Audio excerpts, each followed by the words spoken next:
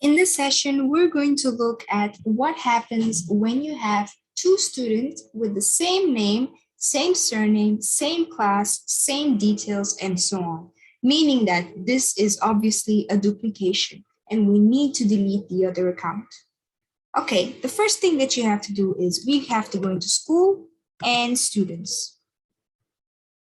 Okay, I can straight away see the first two lines. I have a student which is in the same class, okay, but I can see there's different ages, there's different genders, and there's a different name and there's the same name and surname.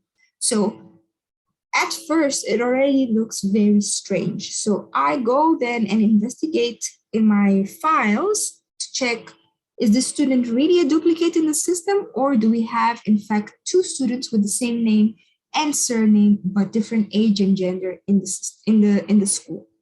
So let's say I find out and I notice that this is a duplicate and I have to delete one of them. So the correct one would be the female one. Okay, meaning that this one is incorrect. All right, so what we have to do here, we need to mark this for deletion and then inform the RISE team that this has been marked for deletion. Please delete it permanently. But before we do that, we need to check this account to see if there are any documents relating to the student. To do that, we will double click. Then we go into document journal, and I can clearly see that we have an invoice. Okay, so the first thing that we have to do, we need to move this invoice into the correct student's account. So I will double click here. And I will just come here into the invoice and change it. I will type in the student again. So something very important that I have to look at here is the code. So before I fill this in, I'm going to go back into my counterparties. I will close this.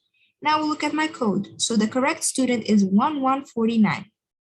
Back into my invoice, I will select 1149 and I will post and close it. Let me just enter a shipping information, primary, and post and close. That is all I have to do. Now, if I open the student, the incorrect student, and go to document journal, I can see that there's a statement, but you don't have to worry about the statement because the statement is really not putting any balance into the system. So that is fine. My student is ready to be deleted. I can just mark for deletion. That is it.